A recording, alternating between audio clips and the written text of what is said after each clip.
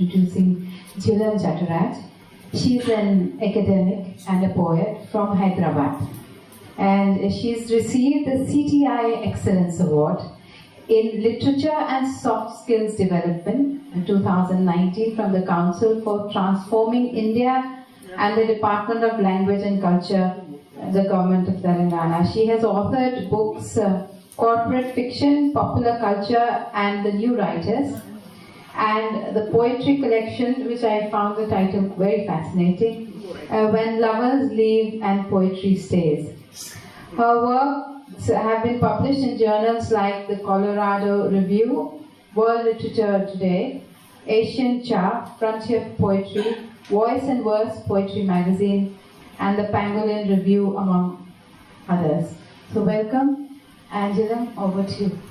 Good evening, everyone. How are you? Pondicherry, give me a shout out. You guys look so serious, so sad. We are poets. We're trying to cheer you up. Come on, yeah. But now you look better. Okay, I'm very happy to be here, and I'm more happy to see you guys staying up for so long. Like in my last event, there were like 5 people left. Okay, so this is really encouraging for me, and thank you for the water. Thank you for hydrating me. And thank you, Gayatri, thank you, Anju ma'am, for inviting me over here. And you've chosen a very good theme, Earth Consciousness. And I thought, okay, I have a few poems which I couldn't read in any other readings because they weren't suitable. So I'll start reading. I'll read 3 poems for you. But before that, let me advertise myself and say I too have a book. And we just, yeah. Here it is, and if you like my work or you like me, you can buy a copy. It's 250 rupees, it's out there. Thank you. So I'll begin. How many of you remember the tsunami that we had in 2004? No? No memories? Everyone, most of them, okay. Cool. So this poem talks about the survival, good. I'm happy you guys know that. Survival of the tribes in Andamans and how their traditional knowledge helped them survive the tsunami.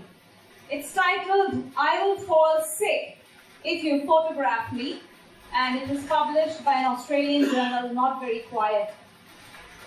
26th December 2004. Infinite decay at the shores of the Andamans. Rumor of apocalypse on streets, heavy with the marrow of civilization. Caught in time's suck and blow. Bones on boats, on trees, on windows, on the collapsed lips of the earth. Except them.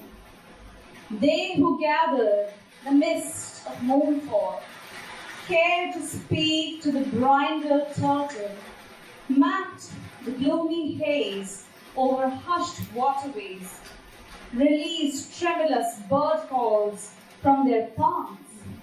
They rose at the edge of the deluge, swooned to the wild beats of dawn, and bribed no expensive gods to break into a blossom. Then came the sentinels of culture to write on their stunned tongues of technology. The tribes were alive, a triumphant answer to man's search for man. But to the lust of their lenses said the finite forest child, I will fall sick if you photograph me. He did not wish to become a shadow in the wind, or the last wave in the age of rising seas. With a bow and arrow on his ash-smeared shoulders, he departed. One last sea-lion gaze at the mossy black of the night. Slow and humming into the woody hollows, perhaps prayer for rain, for everyone to drink a little, for everyone to bathe in it. Thank you. I have 2 more, so. Okay, so the next poem is called No Leftovers. About a few years back, I stopped using disposable sanitary napkins and I switched to sustainable menstruation. And of course, Pondicherry has Ecofeme, one of the most popular company which is providing cotton pads for women. And after I switched, menstruation became a happy experience for me. Okay, when I first bought them, I was like waiting for my period. And I thought that I could write a poem on this and how I felt after using cotton and not the plastic and disposable stuff. Okay, rains. All right. And yeah. All right. No leftovers. They never announce my cycle of ruins on tar pathways or plastic bowls. I sing with an open mouth into the high blue sky about the return of cotton between the pinks of my rose. This might seem a bleak glory in a nation where temples bow to bleeding rocks, but spit ash on women, leaking household truths into their holy floors. Like many, I'm an urban pigeon barred from boiling menstrual cups in the kitchen. Hence, I dive into the clean smell of soap, crisp sun-dried borders, ferrying carrion edges into the slow glint of water. Stealthy trips to chemists and napkins wrapped in newspapers or noir polythene have faded far into the blur of teens. Fabrics chant hymns of a feisty hymen released merrily from the corporate prison into the forest of a mother who stitches ceremonies to strings that proudly twirl to the bell beat of ruby wings. The air does not burn, asphalt lips of the city does not swell. Cherished seeds, holy fountain of bread, sprout saplings between wet stones. A few in my navel, a few in my bones.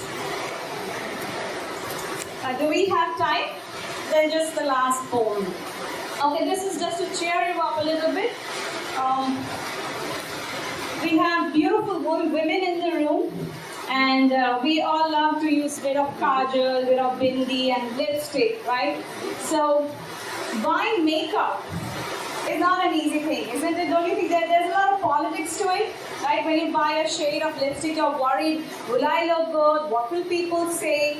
So there's a poem on lipstick, and it has been published by an amazing journal called Queen Mob's Tea House. It's a very popular American journal, you can check it out. And this was written for girls of Vasant Kanya College in Varanasi, where I did this reading for them. And I thought that let me experiment and try it on you. Let me know if you like it. I've used rhymes. The rhyme scheme is, A, B, A, B here also. Okay, so here it goes. My last poem.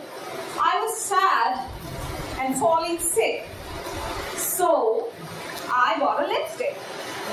Brown it was, like the soil's infinite haze.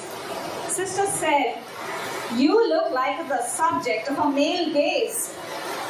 Soft was the silk of its stain.